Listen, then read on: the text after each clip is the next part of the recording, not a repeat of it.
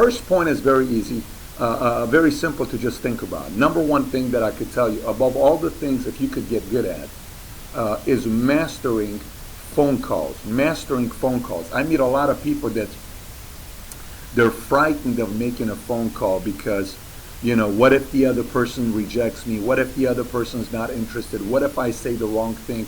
What if I get stuck? What if this? What if that? What if this? Phones is something that should be the easiest thing because you're not looking at anybody. You're talking to a phone. You're not looking at somebody's face or reaction or anything like that.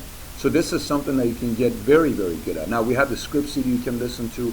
There's a lot of scripts in the playbook you can go through and different things that you can look at. But if I was to tell you to simplify what it is to master a phone call, it's about getting on the phone with somebody and schedule an appointment. That's simply what it is.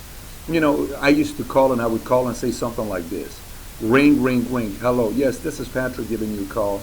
I was given your name and number by Jason. Do you know Jason? Yeah, I know Jason. Well, Jason just recently got started with our firm, and as I was going through the business plan, he mentioned to me that you're very hardworking, you're in real estate, you like making money, and unfortunately you're a fan of the Miami Heat. Is that true or is it just a myth?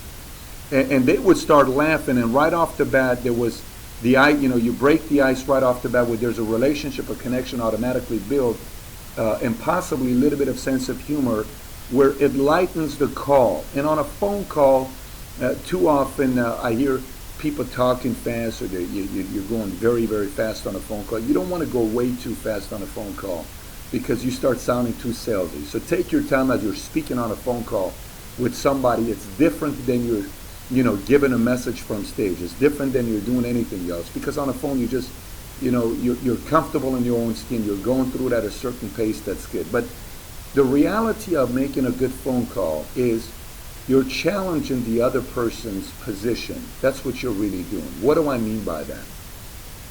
A person that's good at making phone calls learns how to challenge the other person's position. For example, if I'm on a phone call and somebody tells me, says, yeah, if I ask him, I say, do you keep your options open? No, I'm pretty happy. And I would say something like, Larry, you're happy? You're telling me you're happy with life? I am. So, Larry, can I ask you a question? Are you married or are you single? No, I'm married. Okay, do you have any kids? I do. How old are your kids? 3 and 7. So you're telling me you already have $100,000, $200,000 set aside for each of your kids in college education plan, and you have a couple $100,000 saved, you're on track for retirement, you live in a good, safe community, your kids go to that private school you want to go to, and you go to Europe once a year. Is that true? Well, no, that's not what happens to me. Okay, so are you happy or are you content? Because it sounds to me you're more content. If you are content, that's okay, but I'm curious to know which you are. And then they would say, well, I guess I may be content. Okay, so do you want to be happy? I do want to be happy. Well, listen, I want to be happy as well. Why don't we get together with you and share with you what it is that PHP is doing to allow me to have a happy life instead of a content life? Because all my life I've just been content, and I finally figured it out. I want to be a better father. I want to be a better husband to my family. What's your schedule look like later on today or tomorrow?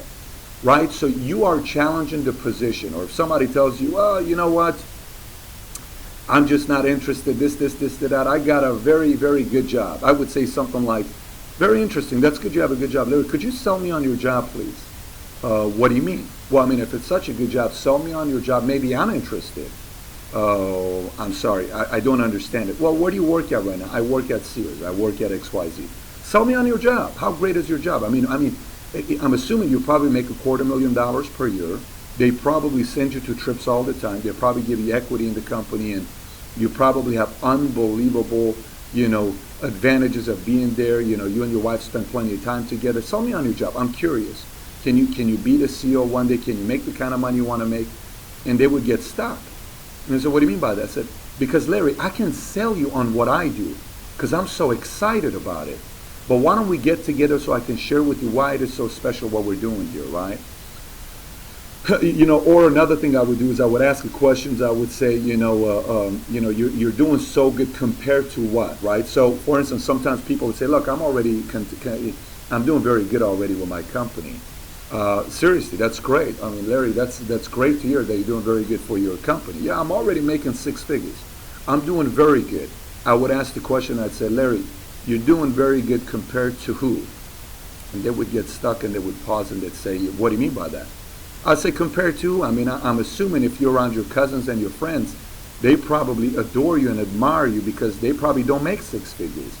But if you were around other people who are making $500,000 per year, you are around other people who are making $500,000, you're not really doing that well. So the question would be, you're doing good compared to what, right?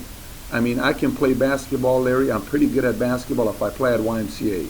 But if you put me playing against basketball players like in the NBA or college level, I'm going to look pretty bad. But if I play against collegiate level basketball players, I'm going to get a lot better. Am I not? Yes. See, that's what I want to do with you. I want to put you in a position where you can possibly do some great things here in the highest paying industry in the world. What's your schedule look like later on today or tomorrow? Or I would ask a question, what's your alternative? When people say, well, I just don't know. What's your alternative? What else are you going to do? Let's get together. Let's talk about this. So the point about phone calls is that I want to challenge you to do is push the envelope on phone calls. Somebody that can push the envelope on phone calls, I can eventually build you to be incredible on the phones if I'm working with you, if your marketing director is working with you, because they made a lot more phone calls than you have. But don't hold back. The only thing with phone calls is, remember, feel, felt, found. I totally feel where you're coming from. I felt the same way. I found out that I can learn by doing this. Don't be critical. Don't be judgmental. Don't sound like a boss. Don't bash what they're doing. Ask the question, right? Larry, is it that you're happy or are you just content? Because I've been content before, but I'm curious what you are. Did you notice? I've been content before. So you're making that connection that you're not necessarily, judging their position because they did decide for that life.